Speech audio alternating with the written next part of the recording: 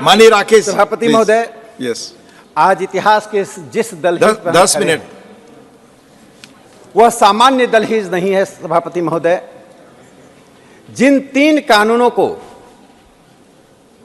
साम्राज्यवादियों ने साम्राज्यवाद के हित में लिखा था, आईपीसी, सीआरपीसी और इंडियन एविडेंस एक्ट, जिसे हाउस ऑफ कॉमन्स और हाउस ऑफ लॉर्ड्स ने पारित किया था, जिसे भारतीयों को दासता के बंधन में दमन के साथ बनाकर रखने के लिए बनाया गया था, आज उन 3 कानूनों को परिवर्तित ही नहीं किया जा रहा। 3 कानूनों को पूरी तरह से खारिज करके 3 नए कानून को बनाया जा रहा है। प्रधानमंत्री नरेंद्र मोदी जी इस देश में डीकोलोनाइजेशन का एक नया इतिहास लिख रहे हैं। सभापति महोदय, इन कानूनों को बनाने में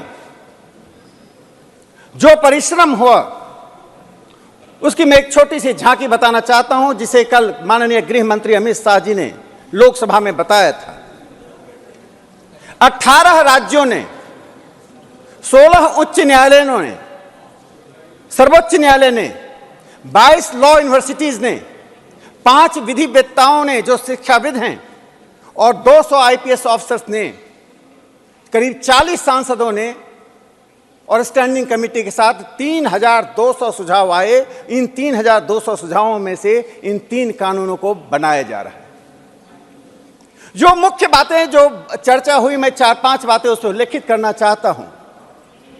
जो लोग महिलाओं के हित की बात करते थे, लेकिन महिलाओं को संरक्षण न कानून दे पाती थी, न पुलिस दे पाती थी, आज इस कानून के द्वारा 18 वर्ष की महिलाओं को, यानी 18 वर्ष तक की बच्चियों को उस श्रेणी में लाया गया, यदि उनके साथ बलात्कार होता है तो उसे फांसी की सजा दी जाएगी। 0 एफआईआर और एस्कॉन्डिंग यानी फरार होने की जो संख्या थी, अपराध की संख्या 19 थी, उसे बढ़ाकर 120 कर दी गई है।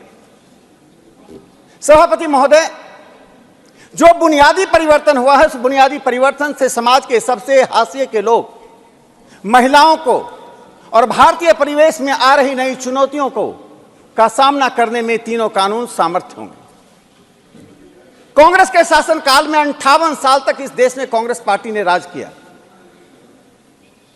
सीआरपीसी में 78 परिवर्तन किए गए, 78 संशोधन किए गए, और इंडियन एविडेंस एक्ट में 22 संशोधन किए गए, लेकिन यह पैचवर्क चलता रहा।